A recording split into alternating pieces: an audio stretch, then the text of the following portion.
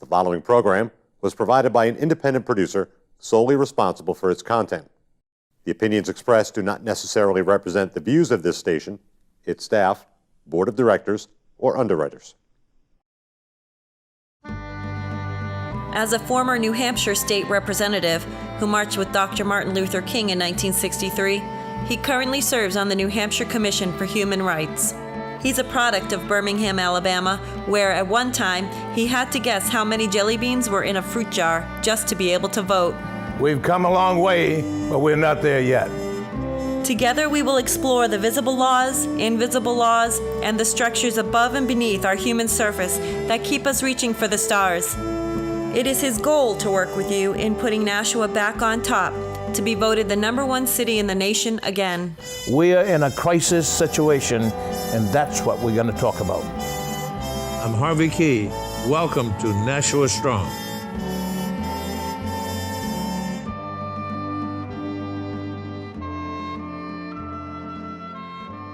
Hello, Nashua. Welcome to Nashua Strong with Harvey Keye. This time of the year, we bring to you our 90,000 to 100,000 audience, some of the most beautiful people in the world. I have the pleasure today I think I have to introduce them because this is my show, but they're going to interview me. And I have two of the, let's call illustrious people from the Black Heritage Trail, New Hampshire, and I said it right. Jerry Ann said, Harvey, you're always saying it backwards. But I said it right this time. So I won't go any further to introduce them.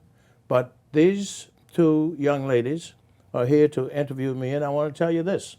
First time, this is my first rodeo doing this. So if I make a boo-boo, ask Dick to erase it. So here we go.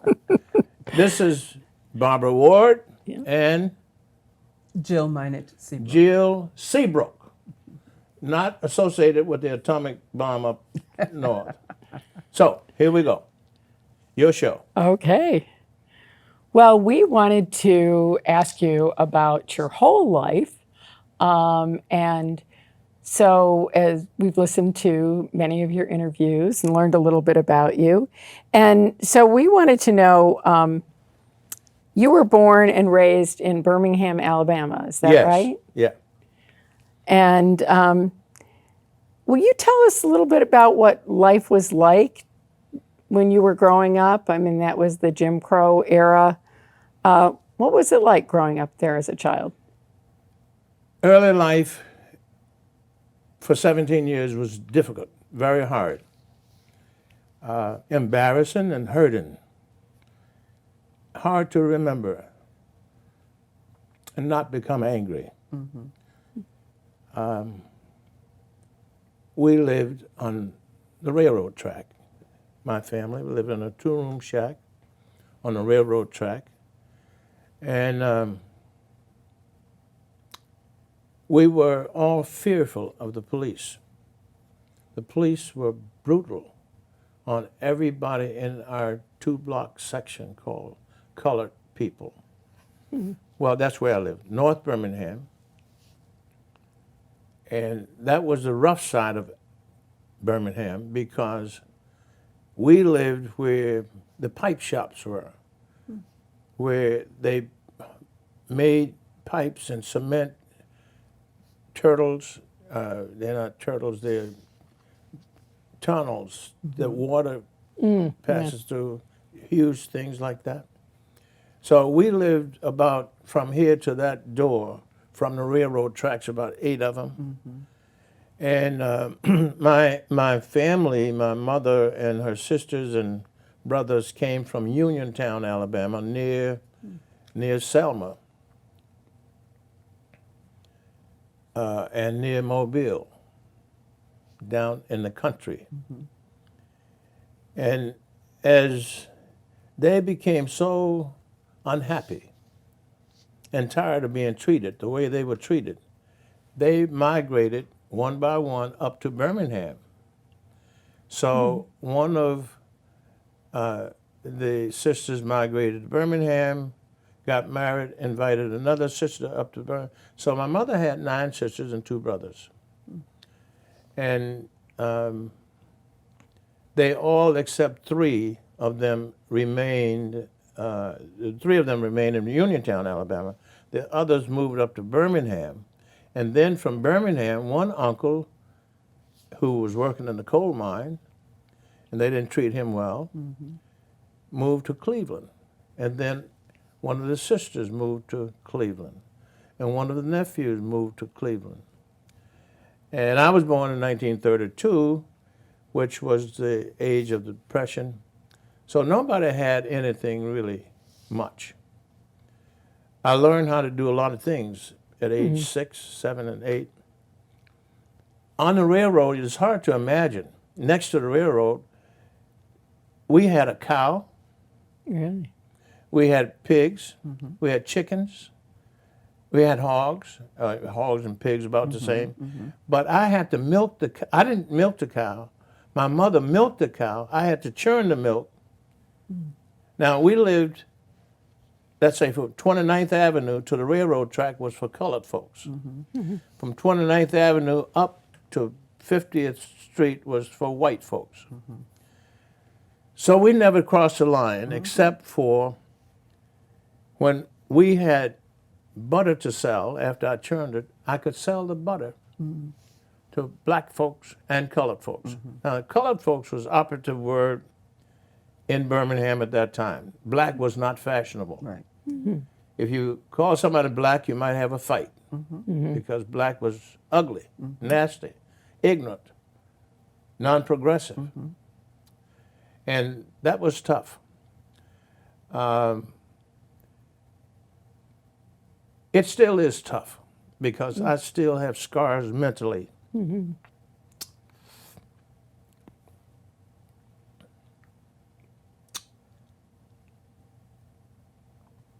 About how my family was treated.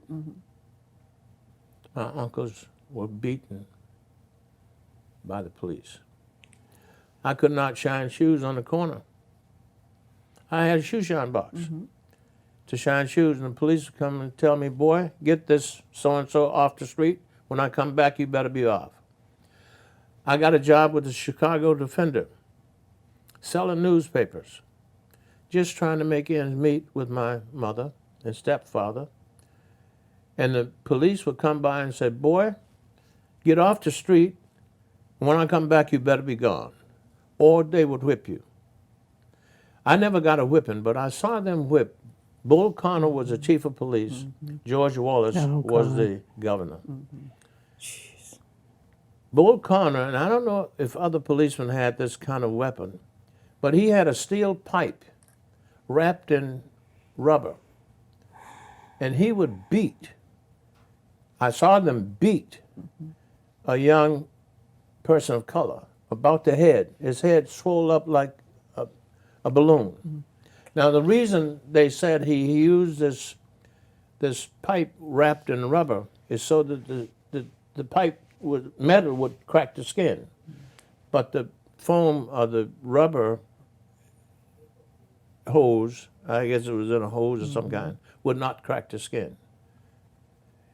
Now, I only saw this once, but it was people like 25 or 30 people watching this man, this Bull Connor, beat this man for whatever the reason was, and throw him in a paddy wagon.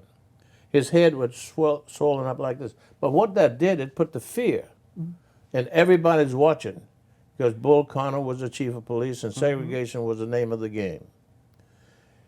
Right in the back of the bus to school, Parker High School, I had to ride a bus to Parker High School and past Phillips High School, which was white. And that was the normal thing to do. You didn't have a choice. We had no money, we had no education, and most of us didn't have any education. So it was, nobody on my street went to school except high school. Some of them dropped out there. I went to Parker High and got in a big fight with a gang. I was suspended from Parker High by Mr. A.H. Parker, who was the principal, and told I could never come back to public school. So I had to go to Immaculata, which is a Catholic school. Immaculata cost $200 a year to go to school there. We had no money at all. So my mother was, I guess, industrious. She knew that people like barbecue.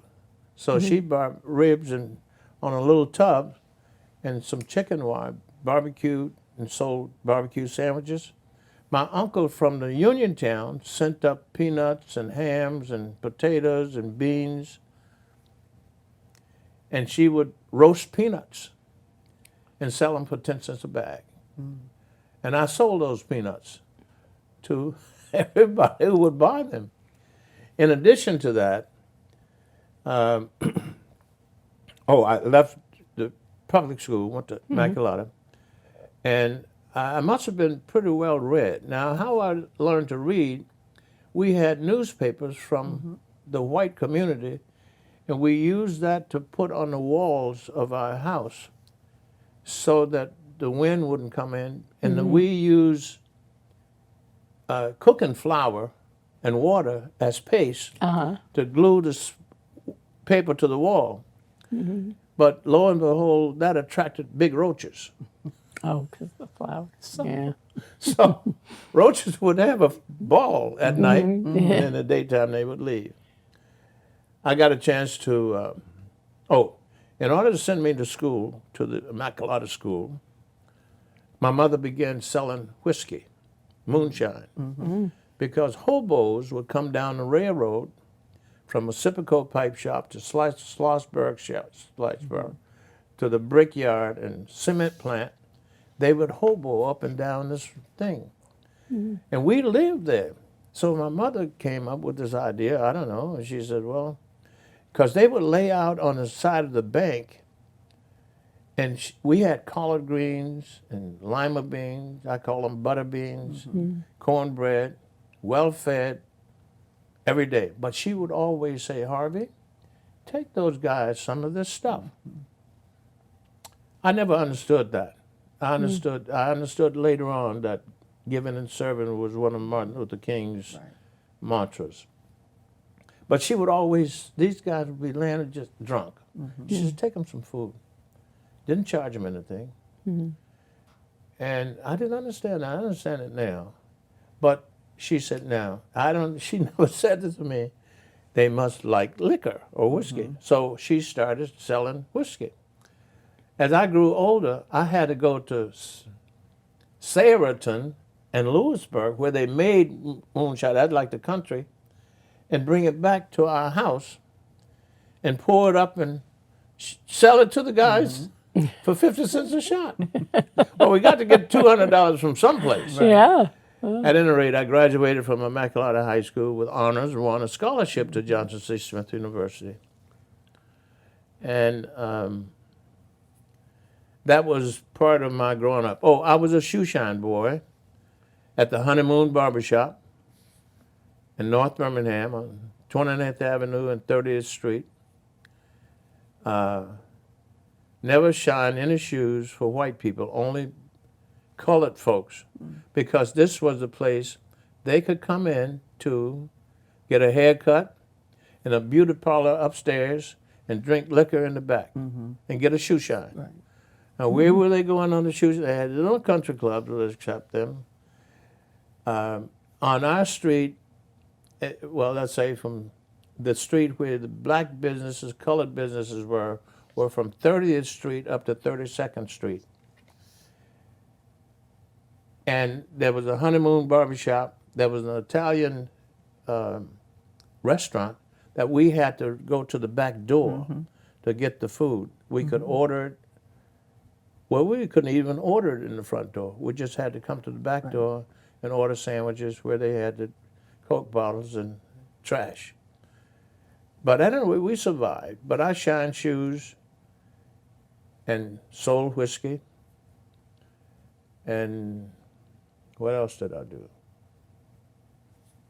Gave those hobos who happened to be white guys, Okay. hobos. Never saw a colored hobo.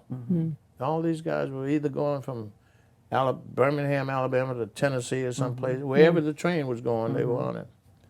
So that was my experience. And I was in that situation for about 17 years.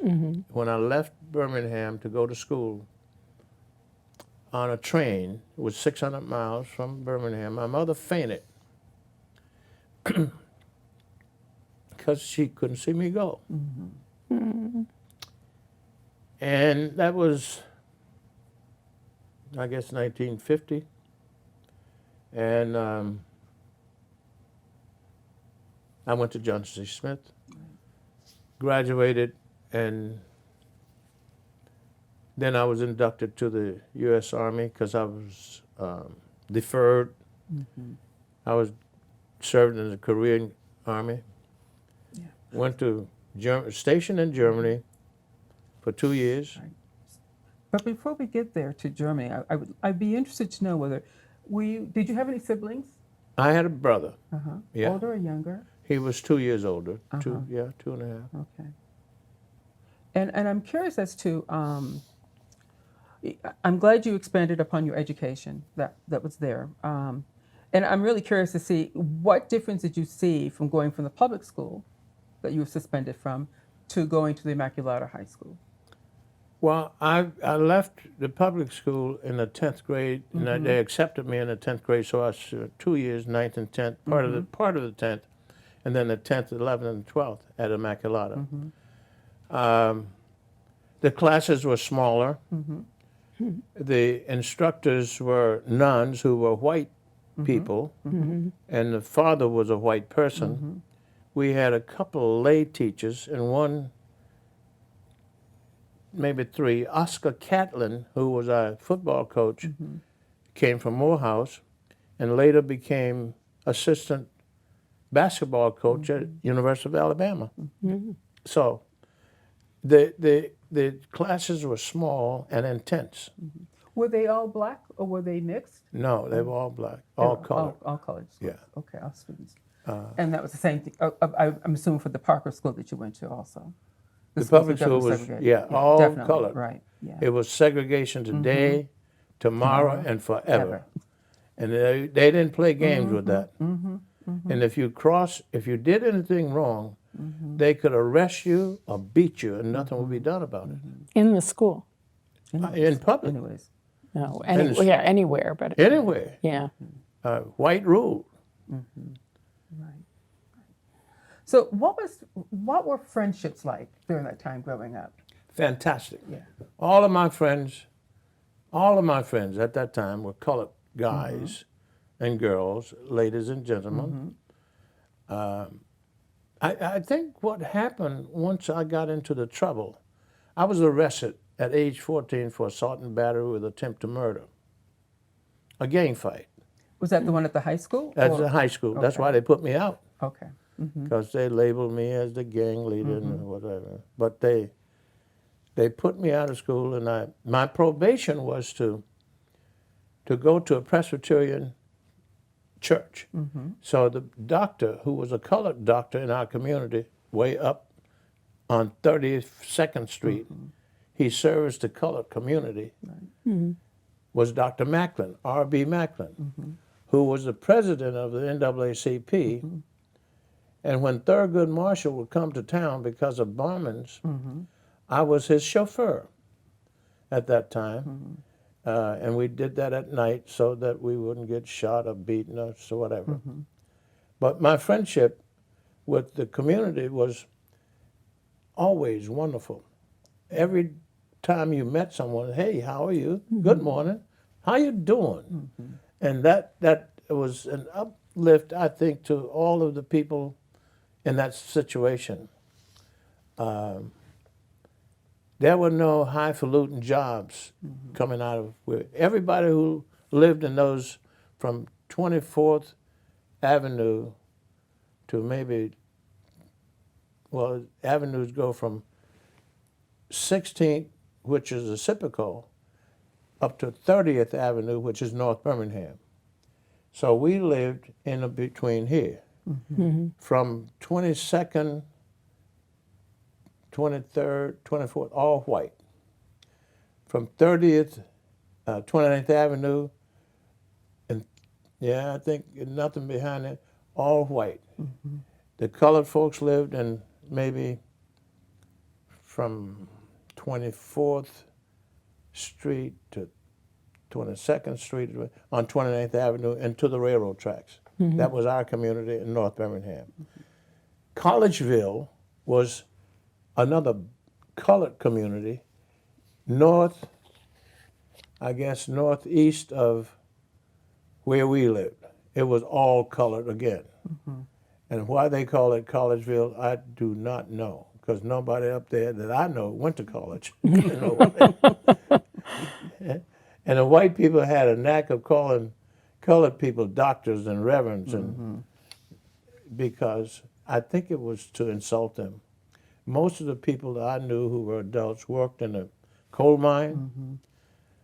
They didn't work on, there were no railroad jobs for them. They worked in the coal mines or a pipe shop or cement factory. And they did hard labor. Right.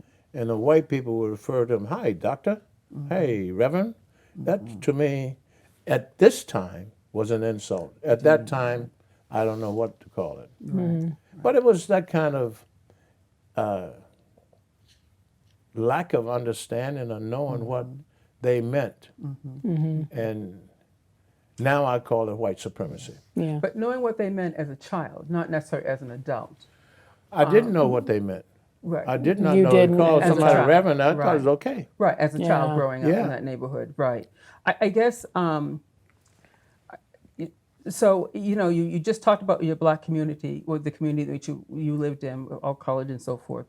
And I guess, how did you support one another?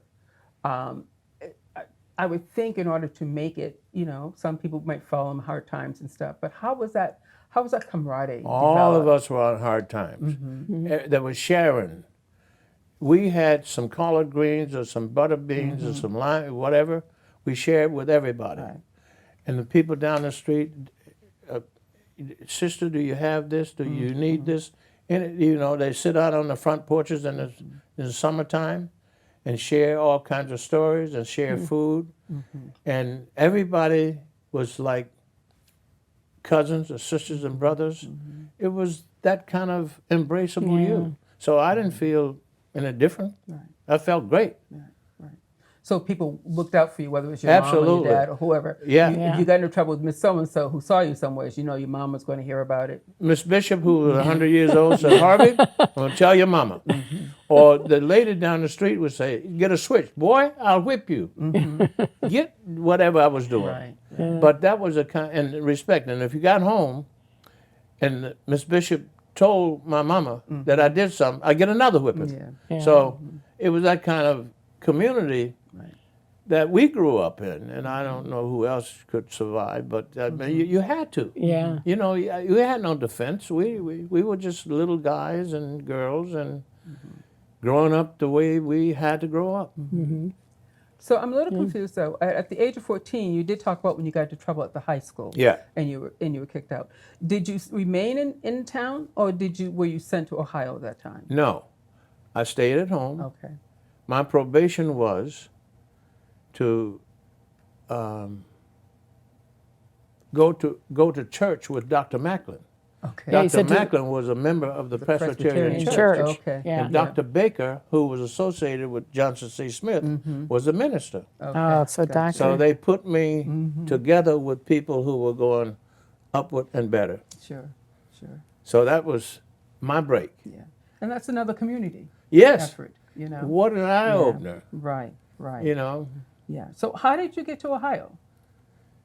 Let's go back. You got to go back Okay. back to Germany, coming back to Oh, Birmingham. right, Oh, right. okay. So you went into the I service. was drafted in 1954. Okay. Okay. I graduated from 1950. Johnson C. Smith in 1954.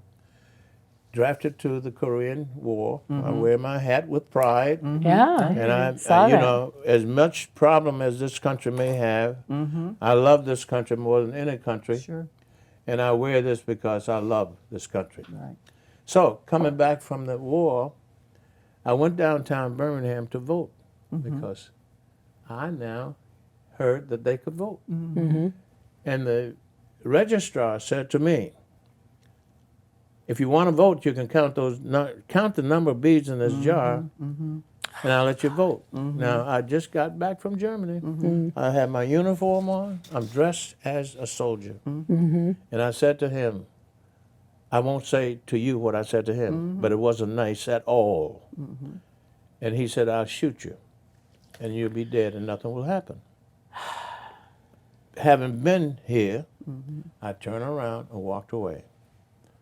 And from that time on, I have been fueled with the desire to vote and help others to vote. That's why Thurgood Marshall was in Birmingham. That's why Arthur Shores was in Birmingham. That's why I marched in '63 with Martin Luther King in Birmingham. So all of this stuff now comes up because, you know, this is my universe. Whether I want to discharge it or remember it, I chose to remember, and it stays there. So I didn't like Birmingham when I got back. We couldn't go into the front of restaurants. Yeah. We had to go to the back. And I put out a pamphlet called Inside of Birmingham. Okay. Inside of Birmingham was directing colored people to eat at A.G. Gasson's Motel, the only motel that colored people could live in or stay in Birmingham in 1954, 55, 56.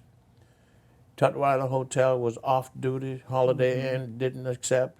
You could be not even a waiter. You had to be a janitor or something, you know. So I put out this pamphlet and encouraged colored folks to eat with colored folks. Willa Mays had a chicken place downtown on 4th Avenue, 16th Street. And I tried to guide him in that direction. Bull Connor and his lieutenants got word of me doing what I was doing because it was taking some business from the white restaurants. And my mother and some people said, you better leave town because they're looking for you. And I left town and I went where my uncle had moved from Birmingham, had gone to Cleveland. Okay. So it's like a place to go, like Warm and Sons. Sure. The Warm and Sons. The book was written, Warm Sons. People migrated from the south to the north, and their relatives migrated behind them. I got to Cleveland and stayed with my uncle for about a week, and then I decided I wanted my own place. I couldn't get a place. I stayed at the YMCA, and this was a break. I couldn't get a job at the University of Alabama. They said, you have too much education. You don't have, no, you can't, we don't hire people like you. And I said, I just want a job to work as janitor. They said, you have too much education. That's University of Alabama in 1954. I got a job as a waiter at the Country Club. The Country Club was the Country Club of Birmingham, Alabama. It was over the mountain. Very, very rich people associated there and were members. Made a lot of money. But then I decided to get out of town because I was going to be hurt, I thought. And what did you do at the country club? I was a waiter. You were a waiter. Yeah. You get tips, you know. Yeah, I was going to You say eat that's where free. you make a lot of money. And you eat free. Yeah. So I went to Cleveland to live with my uncle, stayed there a couple of weeks, went to YMCA, and there was a colored doctor who was the only ophthalmologist in the city of Cleveland. His name was Dr. Spencer. And he was looking for someone to stay at his home that he had just bought in Cleveland. And he wanted someone to stay at the house when he and his wife left, Okay. to take care of the grounds, to do that kind of, and they could stay, you know, could have food and a place to stay. Sure. He chose me to do that. So I now am living in the Heights, Cleveland Heights, Yeah. with Dr. Spencer, in an apartment of my own. And they had maid service. He owned 88 apartments in the city of Cleveland. He was an ophthalmologist, and his wife was a socialite. And I got a job at the city hospital as an assistant bacteria research assistant at City Hospital in Cleveland, Ohio. Then a position came up at Western Reserve University where they were hiring, I don't know if they hired them before, but I became cancer research assistant at the Western Reserve University Medical School. Now, I got married. Okay. Can I stop for 1 second? Yeah. I just want to know, is Dr. Spencer, is he a colored person? or Yes, is he was white? colored. He was colored. Okay. Yeah. Thank you. They moved into Cleveland Heights on Edge Hill Road, and he had not a partner, but another white physician at Lakeside University. And this physician was objectionable to his moving on Edge Hill Road. So he would parade up and down in front of the house. And that's why Dr. Spencer wanted me to come over and be at the house. Right. And I'm young and strong and just out of the army and could do a little duking, you know. So this guy, he paraded. He was a physician also, Right. but he didn't want any colored folks on his street. This is Edge Hill Road in Cleveland Heights, Ohio, 1956 or 57. I'm not really sure. Right. But I had a great time there and worked as a cancer research assistant at the medical school. And then I'm married now. I got married, and I think my first child was born, and the money was okay, but we needed more money. Sure. And then the city of Cleveland didn't have any colored housing inspectors. So the first housing inspectors for the city of Cleveland, I was one of the first 9 colored housing inspectors for the city of Cleveland. And then, boy, we were on a roll. I married my wife, and she was a medical technologist. They didn't have many of those, either, and right. colored folks weren't so into that game. So we did that, and while at the housing job, Mrs. Spencer was a socialite in Cleveland. Louis Stokes, Carl Stokes, all those people weren't mayors then at that time. No, Yeah.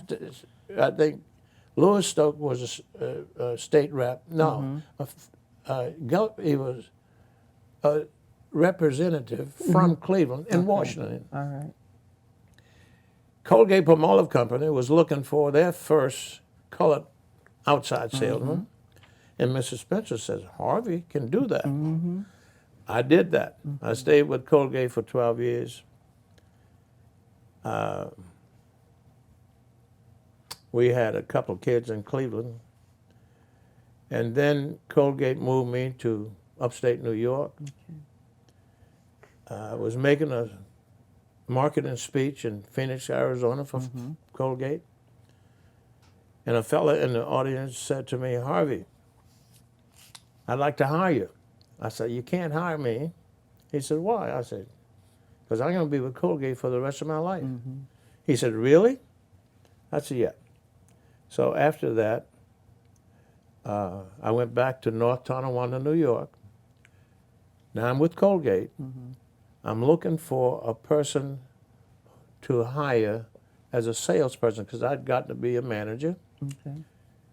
And I went to this headhunter, and here this man from this medical equipment company, Kurt Tacey, says, Harvey, are you looking for me?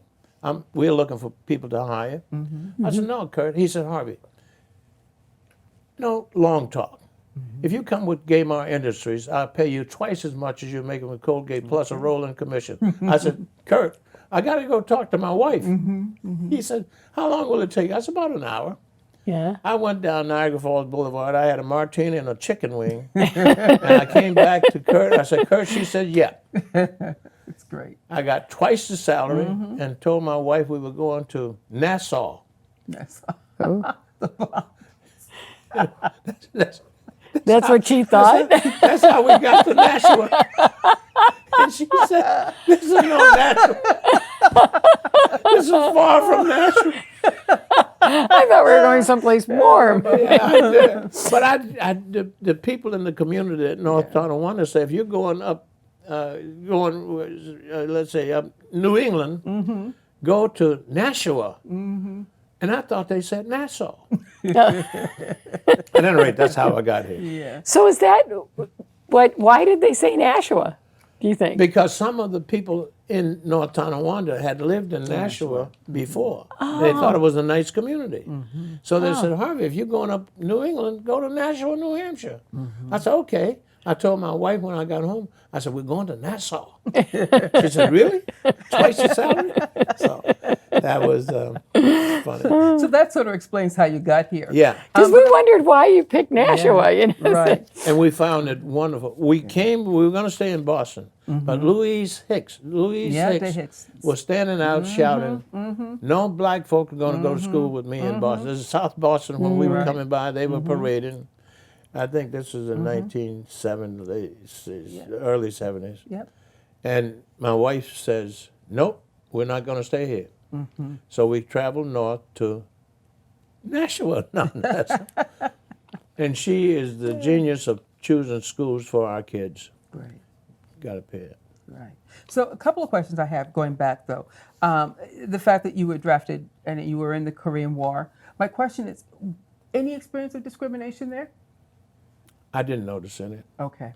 Because But were there colored units or were they no, integrated? I went into the Army just as they were integrated. They were Okay. colored in 1949. Yeah, in 1949 they began to integrate the Army. I went into an integrating Army. So it was integrated. Right. Okay. Very few colored soldiers. They weren't called black. Right. And a large number of Caucasians. But I never felt discriminated against. Never.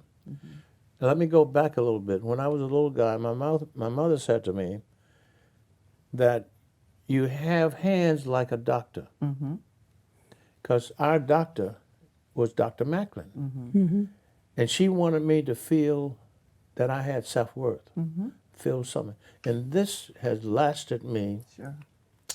through tough times. My self-worth is top of the mark. Right. Nobody better and nobody's worse. And I think many of us in our community, and that's across the board, do not have self-worth. It's strength, it's strong, it's hope, it's the mother of hope. It's and that hope gives me vision and toughness Right. and pride and courage. And it leaves in the dust ugliness. Because I ain't no better and I ain't no worse. Right. And that's really important for our kids to know that they are worth something. They need to be told, I feel, that they are not any better or any worse, and that they do have something to contribute. I think from what you were talking about Immaculata School is that you got that encouragement. I'm curious. We're skipping around here for a little bit, but and I think that's really important in school systems. But I think it's even more important for kids of color because they don't always get that encouragement. Let me say this to you. When I went to Immaculata, my record preceded me. I'd been arrested for assault and battery with attempt to murder.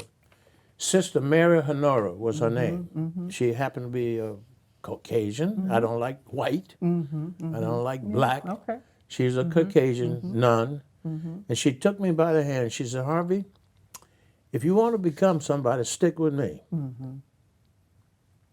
I did.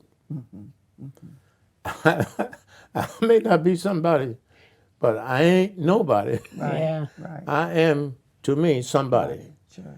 And I am equal to all and no less than anybody. And that's what has driven me. I'm on the cutting edge of the horizon. I'm looking for, not courage, I bring courage. I'm not looking for happiness. I am happiness because of what they gave me. Right. Right. And it's that encouragement you get from someone who's Yes. working with you and knowing that And the your more self-worth I is give, worth the it. more I Yeah. get. Right.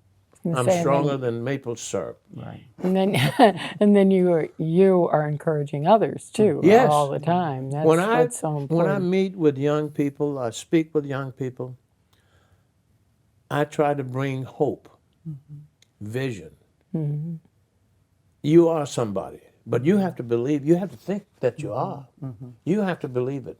And how you get that implanted into them, someone that they trust has to help them buy into it. And a huge number of us who happen to be colored and Negroes and blacks and whites don't have that opportunity because they don't.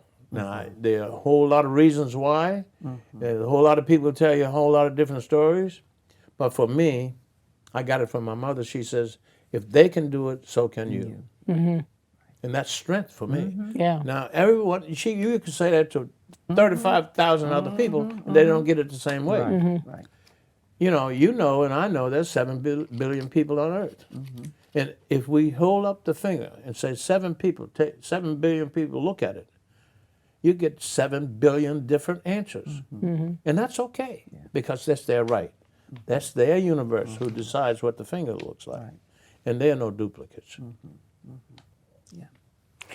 I had another question too. I just wanted to make sure that we had things trying to kind of get the chronology, and we had wondered at some point. We understood that maybe it was when you were working for the limousine company, When I was perhaps, what? that you had met Martin Luther King at some Yes. point. And was that when you were with the I was with limousine? Colgate-Palmolive Oh, when you were Company. with Colgate-Palmolive. I went back home to see my mother. Okay. I had bought her a new house, moved her off the railroad tracks to Smithfield, Alabama. Smithfield, Alabama.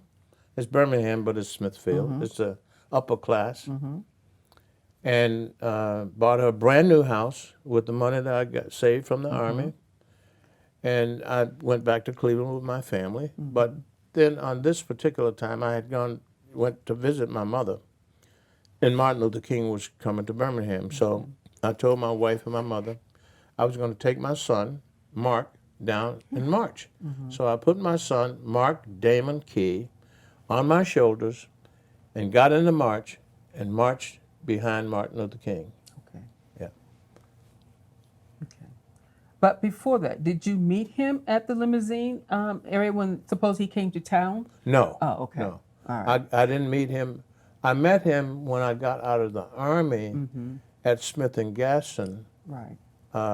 Gaston's motel. Right. I was still living in Birmingham. He and Shuttlesworth, Reverend Bevel, 2 or 3 other ministers were having a meeting at A.G. Gaston's motel. Okay. And I was down there having a beer. Okay.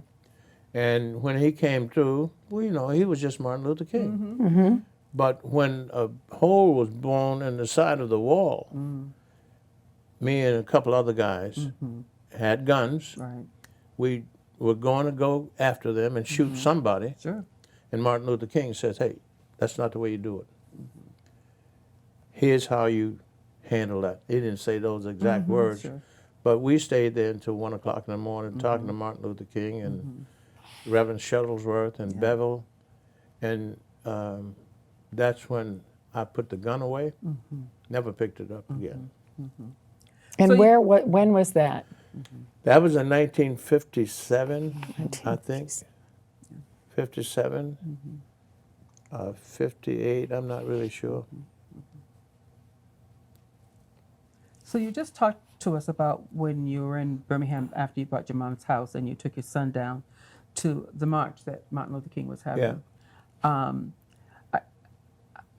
old was your son at that time? Yeah. 2. About 2. Two. Okay. Okay. What was the feeling that you had about this? Because around this time, what year is it? About 1960 or? Well, let's say he's born in 1960, 61 or something. Okay, so This it's is 63. Okay, before That was the Yep. march. Yeah, Okay. he was born in 61. Right. And I took my family to see my mother in her new house. Right. Okay. So in that march, and that was happening in Birmingham? The march? Yes. 1963. Yes. Okay. So I'm losing my history That's part okay. there as to what particular march was it. Obviously, it wasn't the march on Washington, the national. No. okay. It wasn't in It was Washington, before neither that. was Mobile. It was in Birmingham, 1963. All right. It was just a march that he was having. I'm not sure if the little girls were blown up. Okay. It Yeah. may have been That's right. that, I'm Yes. not sure. But as I Yeah. understood later on, Martin Luther King was in someplace in Georgia, but they called him to march. And I didn't know this. I didn't know all of this. Right.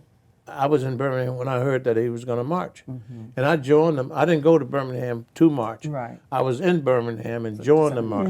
Right. Right. So, Yeah, and I think you're correct. I think that's when it did happen because I do remember recently reading a book with my nephew, my great nephew, about Muhammad Ali and talking about what the what was happening then. It was because of that church bombing. Yeah.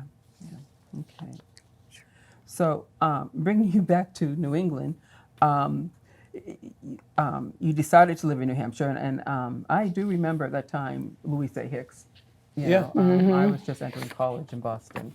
So it was quite prevalent at that time and quite surprising. I'm just curious now, though, but given all that's happening, like in Boston, I'm curious as to being a salesman in New England at that time, what was that like? I mean, Beautiful. You didn't have a problem. So Never. you were beyond, you went outside of Nashua, you were in Massachusetts, you were in I covered all of all the territories. I Okay. covered all the New England states for a hospital equipment Right, company. right, okay. Now remember, I am somebody. I am equal to all, and I'm educated. Yeah, I had a master's degree in business administration. I continued to go to school. I frequented some of the best people in the world and some of the worst people in the world and felt equal to both of them. yeah, okay, cool. I think that's really important. That the self-confidence has got to be a big part for all, even for our kids today. Say that again? I think the self-confidence has got to be a big part for all. And you got to have it. especially for or our you kids won't today. survive. Right. You know, you just can't survive if you don't believe in yourself. And let me go back a little bit. Where color became black. There was a march to the University of Mississippi when the fellow who was trying to get into law school. Medgar Evers? No, the guy who was trying to get into law school. Okay. I can't think of his name, but Stokely Carmichael Oh, okay. and a whole huge number of people were marching to get James Meredith into law school at University of Mississippi Law School. They wouldn't let them stay in the hotel. Right. So they had to stay in the woods, sleep in the woods, okay? Stokely Carmichael stood on a stump and says, "Black is beautiful." That was in 1966. That's when black became beautiful in this country. Prior to that, colored was the operative word. Negroes were the operative word, and white supremacists who wanted to embarrass you called you the N-word. Right. I just want to put that Yeah. as a I'm very glad you did. important note. No, it is. It's very Matter of important. fact, they had called Martin Luther King to come to Tupelo, Mississippi, but he was in Nashville, Tennessee, and he couldn't come. But at any rate, that's how the exchange or the turnover from colored to black. Right. Yep. And black now is operative, still an insult to me because it's a social construct Right. and it's designed to make slavery efficient. So says one of the finest archaeologists from Harvard, 1873. He said it will make slavery more efficient because the slaves that made this country rich, efficiency in commerce, picking cotton and peanuts Right. and all the other kind of stuff they sold to Europe and didn't pay anything for it. So efficiency, you know, if I were white or Caucasian or European, I would want some free labor too. They still do. And they get it in many cases. Yep. Absolutely. Yep. Yes, Yep. they do. Right. Okay. So we know that you opened up your medical supply company. Yes, How was that? And, it was wonderful for the first 3 months. But once the buyers in the hospital found out, I don't know if that's the case or not, but it was great. For the first maybe 6 months, I hired 2 or 3 people. I didn't know what I was doing. I spent a lot of money, lost $250,000, and went out of business. But when Key's medical equipment was presented to the same buyers that Harvey Keye represented Gaymar Industry, he's no longer Gaymar Industry. He has his own business. I don't know what's in their minds, why they didn't buy my product, but I couldn't make a living. right. And I hired 2 people, dummy dum dum, paid them big salaries, dummy dum dum, bought 2 cars, dummy dum dum. But at any rate, I learned a lesson. I wasn't a loser. No. I just didn't win. So I learned a lot. And so far, since that time, I'm never a loser. I may not be a winner, but I'm a learner. I learn from my mistakes. Right. And how I didn't win, I keep it tucked away in my universe. We also had a question.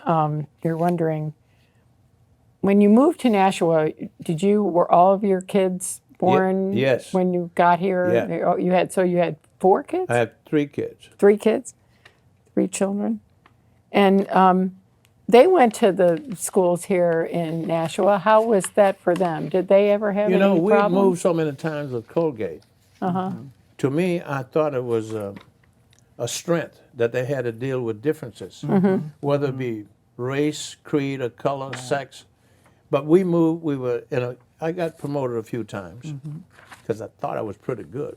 I was selling butter, homemade butter to white folks in Birmingham in whatever it was, you know. So if I could sell butter and shine shoes and sell liquor and I could sell anything. Yeah. So I still think I'm a pretty good sales guy.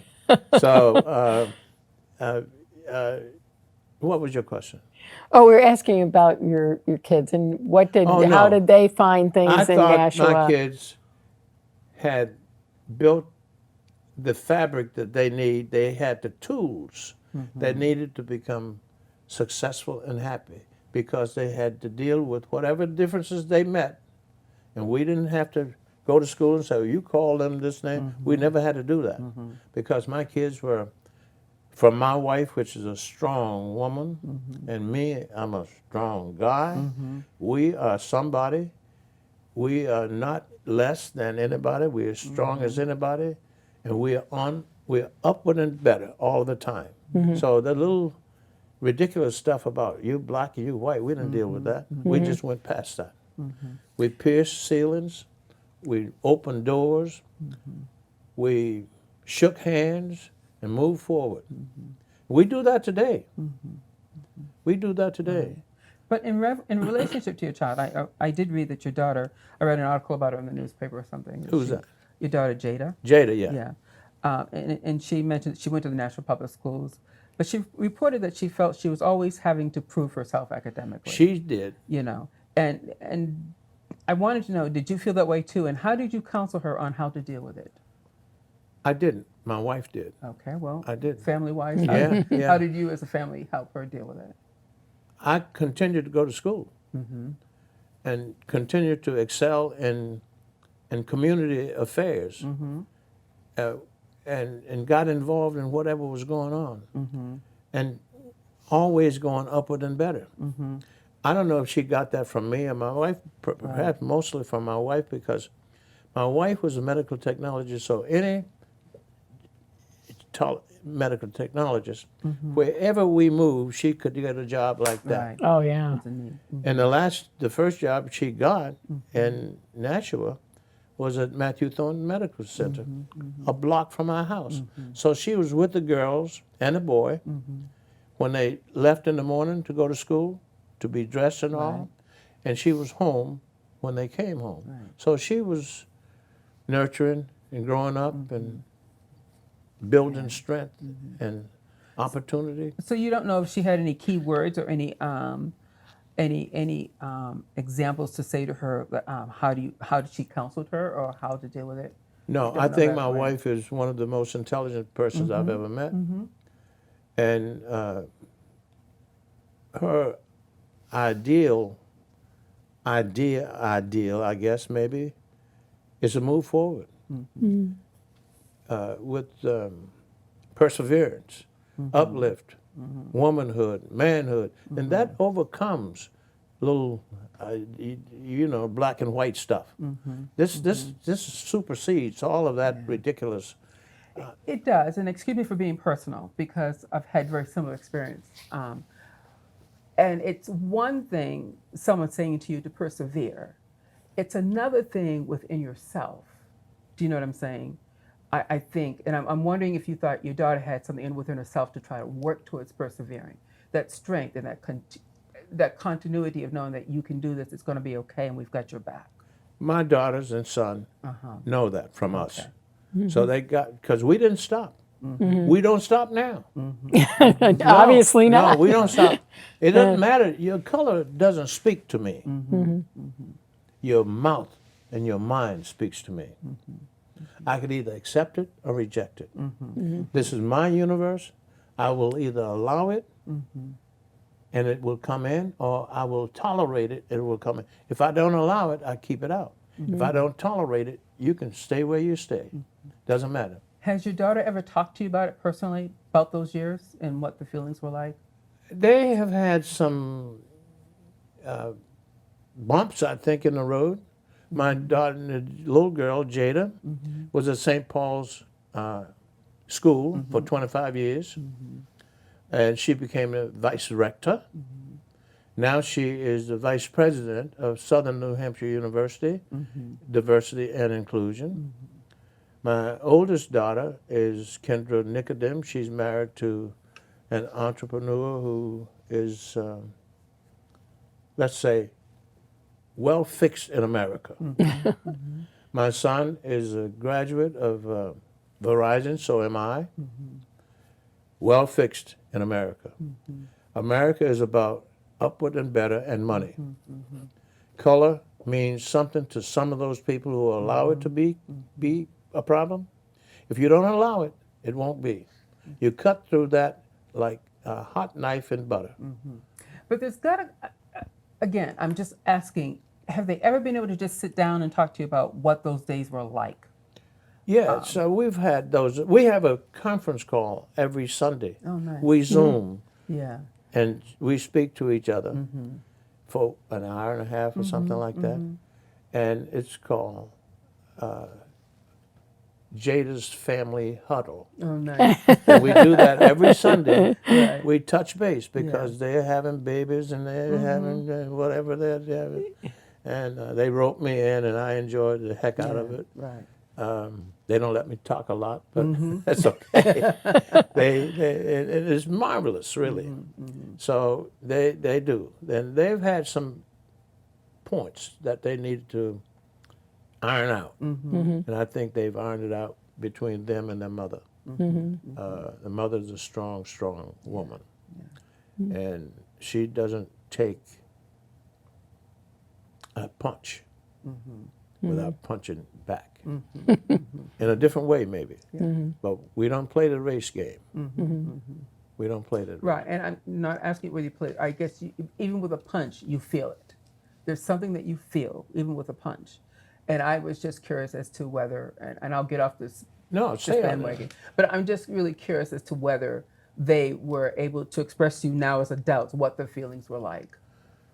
We do that all the time. I mean, they weren't bad feelings. They didn't have No, okay. no. You know, I think maybe, and hopefully, and I never asked the question, but they don't stop to dig, to play that game. I mean, if someone, I would imagine, but see, Jada has excelled in education.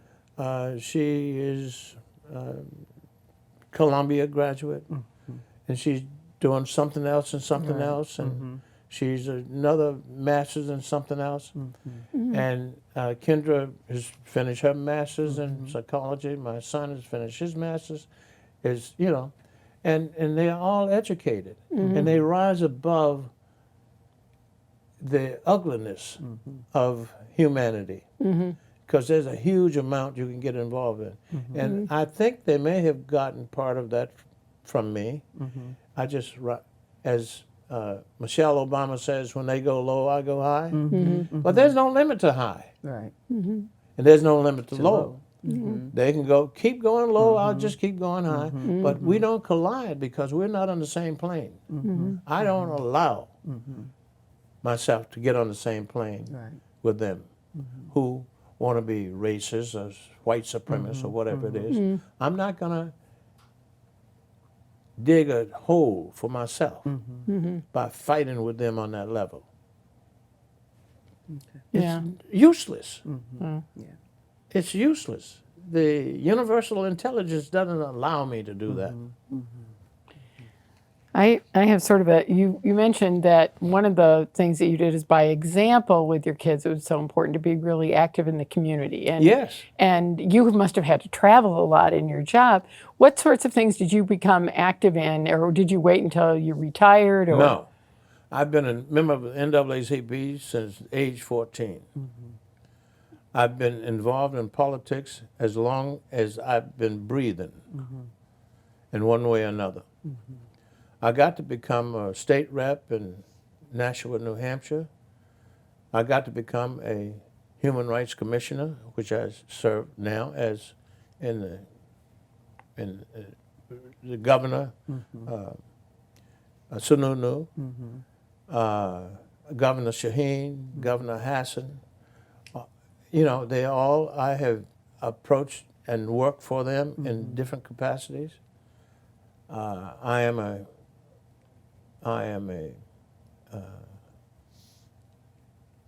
notary public.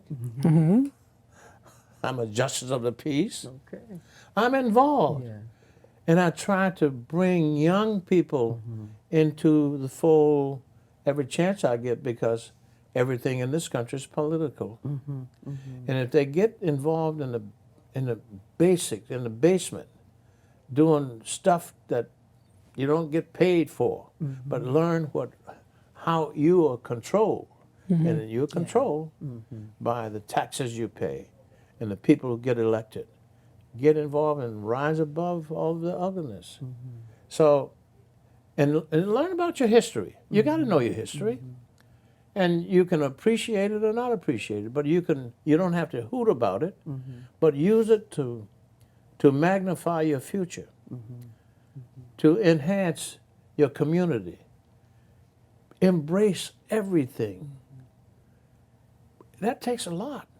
You have to have a lot of self-worth. You call it, some people call it selfishness. Yeah, I am. I love me first. And I love you. I love you secondly. But don't they say you have to love yourself, or you can't What is that called? love anybody Agape else?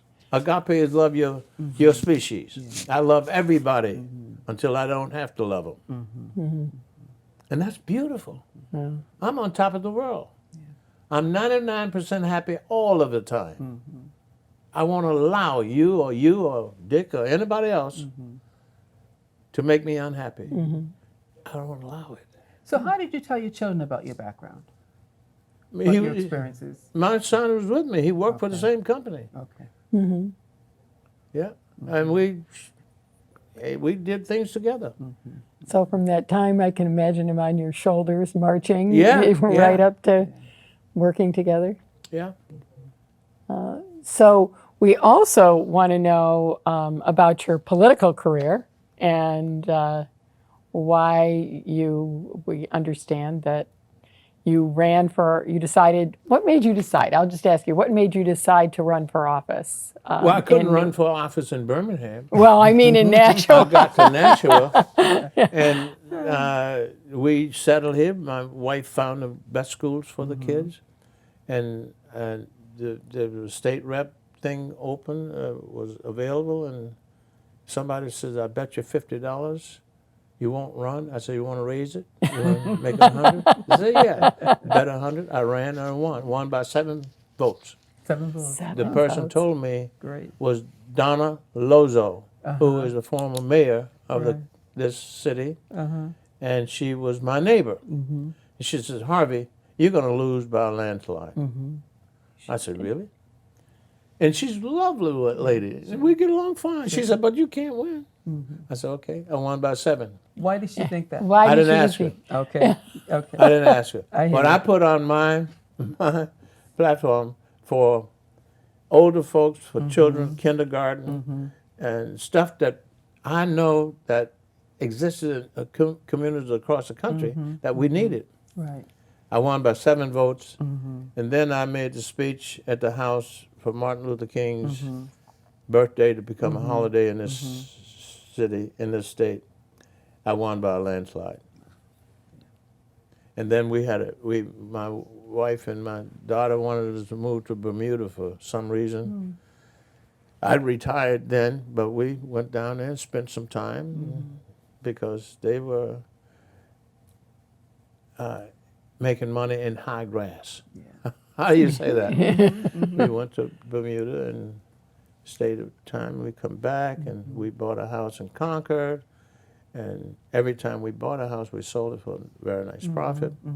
Because we're business people too. We do what Americans do. So my wife, friend found a place here in Nashua.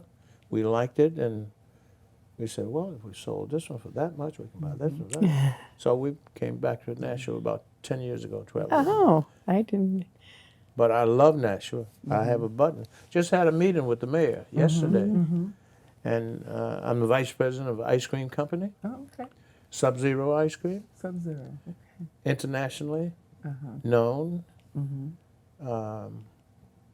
So I'm busy. Yeah. Yeah, I guess so. So the speech that you made, what do you think? What did you say? I We've told heard them you- about my growing up in Birmingham.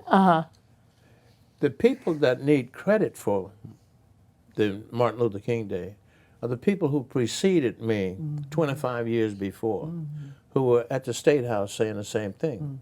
My story was different. How they treated me may have gotten them to understand that it's time to end that kind of treatment. Did you tell them that you hadn't even been able to register to vote? Yes, yeah.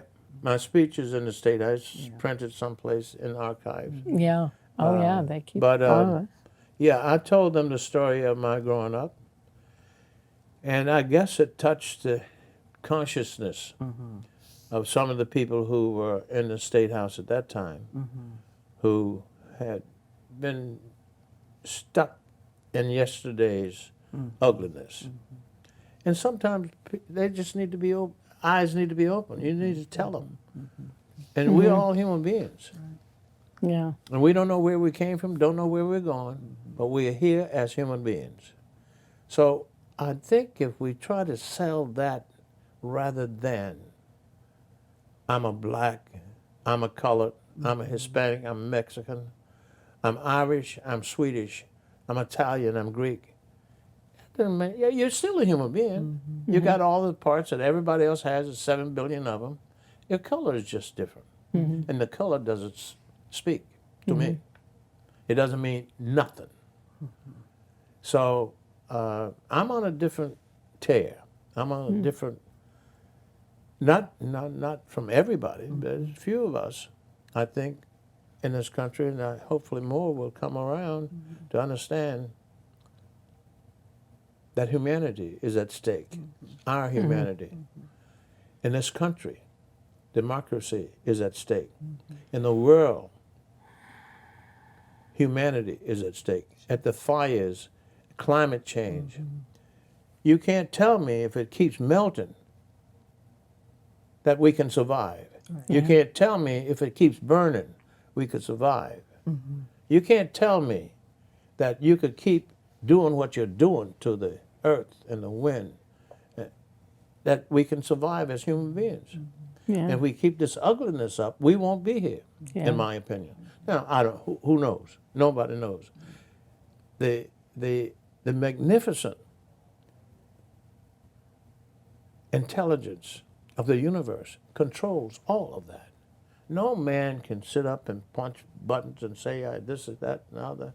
No man. The universe, none of us know. The sun is 93 billion miles away from the earth. Somehow it penetrates this planet and keeps us warm. The water in the ocean slaps the mountainside and make music. No man can do that. We've got to get out of this stuff about you're ugly and I'm pretty. Right.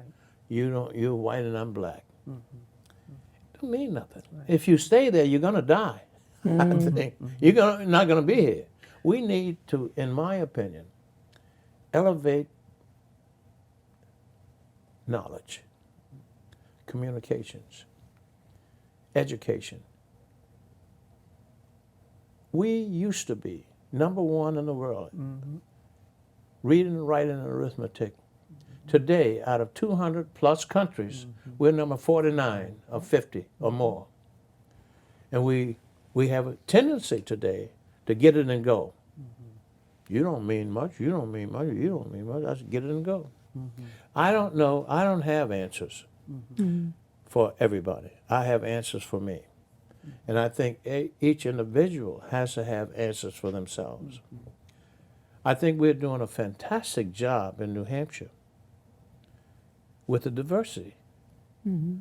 Not as much as I'd like to see, but we're doing a fantastic job. I just made a recommendation to the State House to put into our Human Rights Commission RSA 354A, New Hampshire does not allow discriminatory practices. Is that assertive? New Hampshire does not allow. What, are you going to put them in jail if they discriminate? But it raises the awareness, it sends a message that we do not discriminate in New Hampshire. What does it do? It invites younger people who are scientifically educated and otherwise to come here and contribute to raising the boats that are in the water. The guy says, well, Harvey, when the tide comes in, it raises all of the boats in the water? And I said, no. Those that are not in the water don't get raised. So who's in the water and who's out in the water? So you could use your own educational background to figure that out. Yep. I think about your speech to the legislator at that time, and that the year before somebody else said something about passing the law and it didn't happen. I'm wondering, because it's different when you get to know someone. Do you know what I mean? As a person. And then when they tell you something about themselves that you're kind of surprised at, how much do you think that really influenced the vote? I think Do a you know lot. what I mean? For me, I crossed the aisles. There are no hands that I don't shake. Right. There's nobody up there I say don't say hello to. I think I was one of the only Democrats invited to some of the Republican parties. Now, there were 3 of us in the House. There's Lionel Johnson, which I admire, respect, and appreciate. His endurance, his passion for the House of Representatives. And I believe Jackie Weatherspoon was, Jackie, Lionel, and I were the only persons of color in the House at that time. Jackie Weatherspoon is the glue in New Hampshire that keeps us going. She's amazing. She is She's an amazing. woman. And I respect and appreciate her tremendously. We were the only 3 out of 400 people, Right. but people of color. But it wasn't, no, I think Jackie does the same thing. Lionel was doing the same thing, reaching across the aisle. It doesn't matter what color you were or whether you were Republican. We looked at rules and regulations and laws, what govern people. How does, Governor Sununu, we had a conversation the other day, and we were talking about how do we raise the boats in the water for all people. So we got 95% Caucasians in this country, in this state, 5%, and we get along fine. Why? I don't know. But I don't know anyone who has been, if I know them, they've been discriminated against, we'll take them to whomever it is to task. But we have 1,300,000 people in this country. We have enough people to wrap our arms around the whole state and become a model for the world of how to get along. Now, is it because you have such a small number? I don't know. And a larger number? Or do we have people in the state of New Hampshire, more people who are more humanists than white supremacists or segregationists or racists? Whatever those terms mean to everybody, Mark's next. But people who respect people because they have 2 eyes, a mouth, a nose, and a brain to use if they're wise. That's what I look at. And the color of skin, I have never seen the color of any person speak. I don't think you have either. Because skin doesn't have a mouth, doesn't have a brain. It's the largest covering we have on our body. That's all it does. All it is. Now, I said to someone not too long ago, there was a high school class I was speaking with. I don't like to speak to people. I like to speak with them. Okay. This young lady, whose name is Natalie Lewis, graduated from Hollis High School. In her classroom, I was speaking, and she happened to be the only person of color in that classroom. And I said, I don't know how it got to, I said, now let's say we took the skin off of everybody in this classroom, because I think your mind is the strongest tool we have. My mind is my strongest tool, yours is yours, Dixie says. The strongest tool we have. We can do anything we want to do with it. So I say, kids, take the skin off of everybody in this classroom. Who will be segregated against? You see skin and bone. You don't see any color. Natalie went out to Worcester Holy Cross College, graduated, became somebody. She's now in Maine doing some fantastic work. And she made a speech on Martin Luther King's day some time ago and mentioned the fact how she has risen above the fray of ugliness. She runs into people who are ugly about race, creed, and color, religion. She takes the skin off of them with her mind, and they all become one. What a powerful thing to do with your mind, if you can. And you can if you choose. All you have to do is be willing to do it. Right, Barbara? So, given that statement, in introduction, I wonder what you think about the civil rights movement and well, I think you probably already explained it, but if you can do it a different way in terms of civil rights movement and how it's changed race relations in the U.S., or do you think it has not? I think it has come to the surface. We can talk about it. Okay. We couldn't talk about it before. White supremacists are the basis of this country. White supremacists run this country. And we couldn't say that before. We didn't say it before. We know that now, and Right. people at high places have said it and proven. White supremacists in this country runs the country. Now, how do you resolve that? How do they become less white supremacists? Yeah. Well, they have all the power. And you can't have power unless you have leverage. And leverage and timing equals power.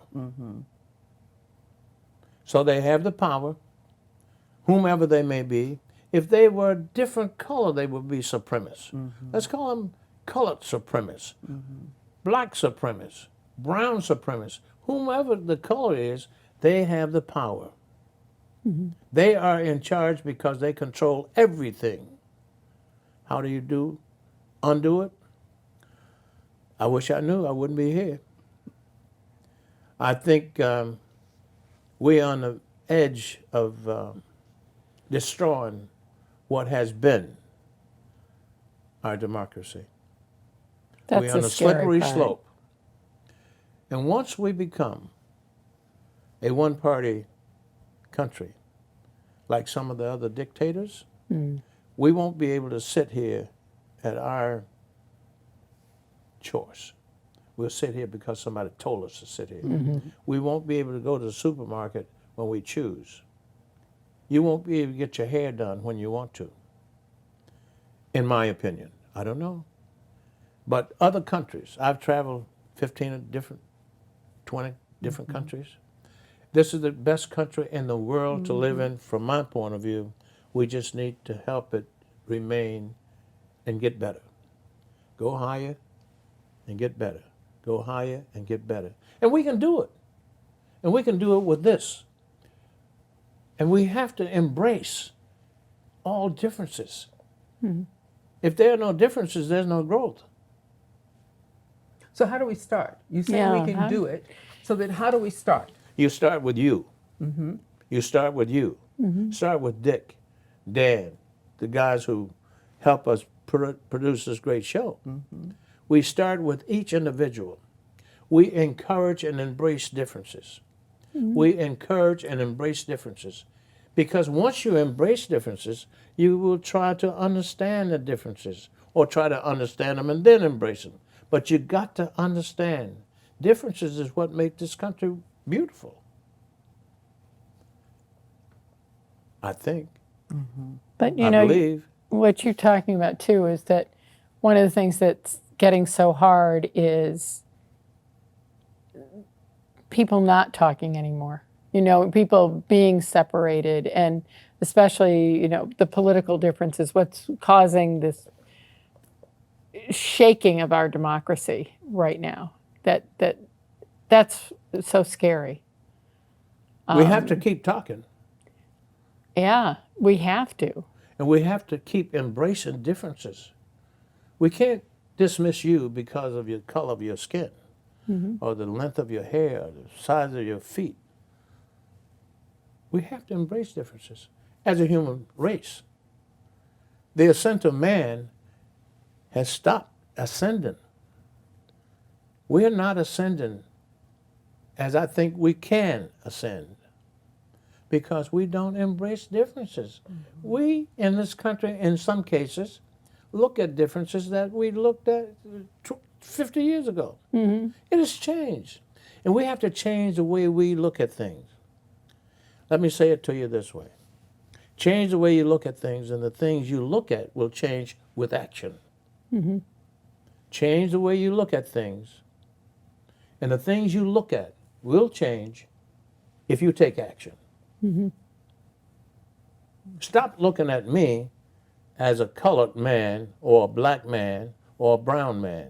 Look at me as one of your fellow human beings. I have 2 eyes, a nose, a mouth, too. If I had 5 eyes and 6 noses, a big mouth stretched from here to there, I could see that you may be afraid. But because of the color of my skin, is that how you measure me? We have to stop that. No, I think I'm talking about political differences, where there's just, you talk about reaching across the aisle and how important that was in the legislature, and now it's becoming harder and harder to do. Well, then make it easy. And how do we do that? Talk, speak. Whether they speak or not, you speak to them. Embrace them. Encourage them. Embrace them when they turn their back. I hear you talk. When you say talk, speak, my next question is, but somebody's got to listen. Yeah. They hear, but they may not listen. If you continue, I had an occasion just recently. I invited a fellow to a baseball game tonight. And he's been reticent to accept an invitation for some time. And someone said to me, I wouldn't waste my time. Invite someone who would be appreciative of your generosity. My note to them was, that's not the way I roll. If I were to give up on him, I give up on a human being who just might need another nudge to come out of a shell. So I'm not going to give up on him. I'm not going to insult him, but I'm not going to give up on him. Because that's my task.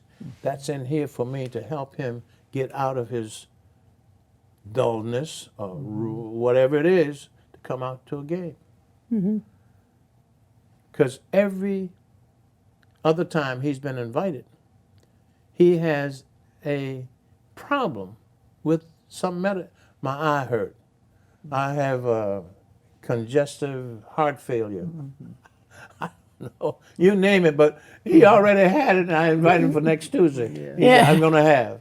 But I say that I'm not a mental health professional. I'm not going to try to dig in. I just invite him another time. Invite him to something else. Invite him to something. And that's the way I am. But I don't expect everybody to do what I do. But I expect everybody to try to rise above the ugliness. If you want to keep our humanity, if you want to keep our democracy, rise above the ugliness. Do what you know is right. That is, embrace differences. Respect differences. Appreciate differences. Talk to them whether they talk to you or not.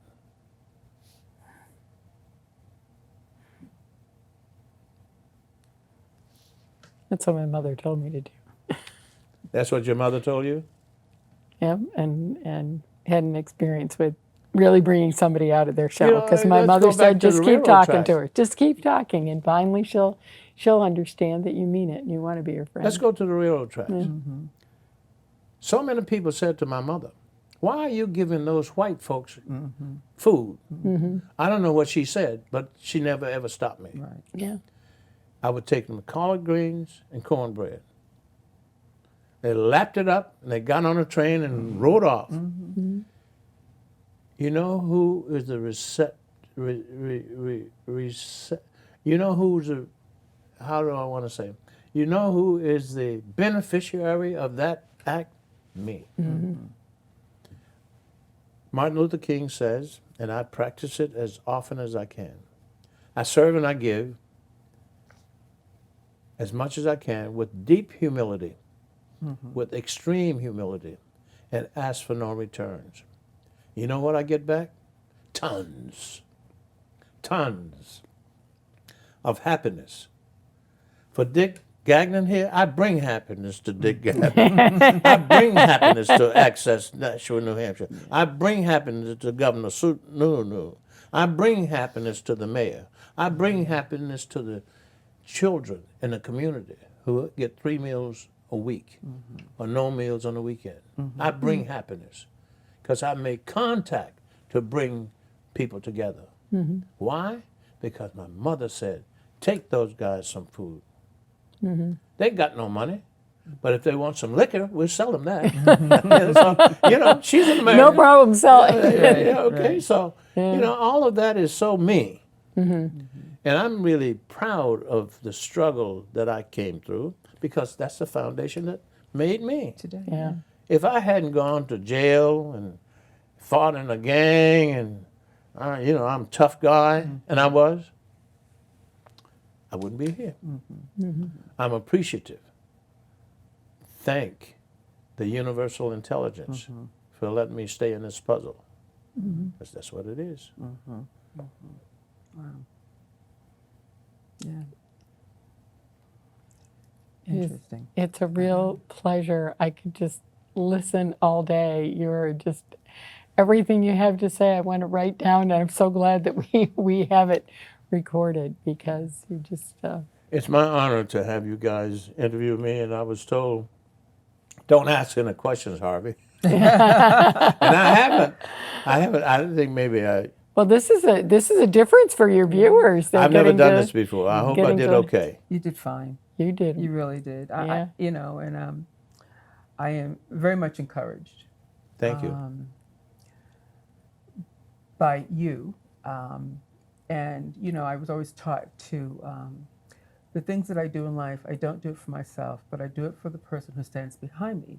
Because if the person ahead of me had done something, I wouldn't be going through this right now. And that's a childhood quote from my dad, So I feel as if what you have done and what you are still doing is for those of us who are watching you, who are observing you and learning from that, And whatever positiveness that you get out of this, or even negativism, because sometimes it's not always well received by others, it is something that I think that enriches my life because you're able to tell me, about your experiences. And it gives me time to think about, can I do that too? Or how do we do that together? How do we listen to one another and do that? So it's very interesting. I'm glad I had an opportunity to meet you. It does bring tears to my eyes a little bit. Say that again. It does bring tears to my eyes a little bit because I know if it wasn't for people like you or like my dad of being the first of whatever, the progress that I feel is not a lot of progress, but I do know that even this progress that's now would not be. So Thank you. I sincerely thank you. Thank you. So much for it. Thank you so And thank you, much. Barbara. Thank you. 'Tis my pleasure. Yeah. It's And you fine. guys wrap it up. Yes. Thank you so much. Okay. Right. Thank All you. right. And Thank tell you. Jerry Ann, she has a delightful, amazing people on her staff. And thank you for helping her out. And I'm going to ask you to ask her, may I join her staff from Nashua? Because she needs to. Now, I won't tell her what she needs to do because she said, Harvey, you can't tell me to do that. What I want to say to her is the exposure to the state is important. The governor is a fantastic, amazing man.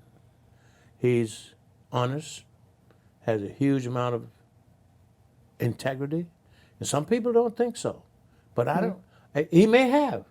But what I get out of the governor is he doesn't want his children to live in a society like this the next 10 to 20 years. He wants it to be better. How you get it better? Let's talk. Yeah. Let's talk. Let's put it on the table. He needs your voice. Put it on the table. Take it apart and put it back together. And keep doing that until it make it work. Because all of us have the capacity. We just have to use it. All of us have this universe that we own. Whether you like it or not, you don't own mine and I don't own yours. This is my steering wheel. This is the car. I drive it. You can't drive it for me. Right. I certainly appreciate all of what you are doing and want to help do more. But the more we embrace, the more we talk, and and more we try to understand differences, we're going to be better. Well, and I think that really is what the It's a tough organization one. is all You know, I about. sit I mean, here that's and I really talk what it's it. about. I don't always practice it either. Yeah. I'm perfectly imperfect. So when my wife says to Aren't me we all? certain things, I say, well, that's one of my imperfections. I don't get away with them. Good excuse, but it Yeah, doesn't work. don't That's a work. good one. That's a good one. That's one of my imperfections. I'll try that one on my husband. He's, Right, yeah. Well, it makes me understand, I believe, when Governor Sununu signed that new bill about the social studies program and how it was supposed to be implemented. And I believe I read where some of his advisors just got up and quit, because they were very much against him signing this bill. But hearing you say that you stayed, I'm assuming that you stayed from where you're talking about it. And then I guess that goes from what you practice, what you preach. I do. You just keep talking, and one day he might hear. Or he may Absolutely. listen. Because he's not unreasonable, but he controls his universe. Right. Until you could get into his universe and have him accept your suggestion into his universe, it's going to be a debate. Whatever you say is wrong, and whatever he says is right. Right. yeah. You can't make me want what you want me to have. You can't make me want anything. I have to want it. He has to want it. Right. So how do you do that? You keep going to how do they say it? You could take a horse to the water and he may not drink. It may not be the water. It could be the horse. So how do you adjudicate all of these kinds of things? You take a few, you wrap your hand around it, you wrap your arms around it, you do what you can do. And keep talking, keep working at it, keep learning, keep going to school. You don't have to go to school in a university. You go to school in the community. You go to school at the community house, the little kindergartens. Go to one of these schools that are, they're called some kind of schools. A vocational school? Or you Yeah, talking about them on a trade or kindergarten, something? yeah. Oh, okay. Oh. Private schools, what are Private they called? schools, yes, okay. Yeah, private schools or Parochial schools or public? Yeah, they're private. But anyway, go into some of these schools. They are at your high school level. And they're in 6th, 7th, and 8th grade. yeah. So we have a lot to do, a lot of great work to do. And again, thank you so much for coming. Thank you. It's my pleasure. Thank you.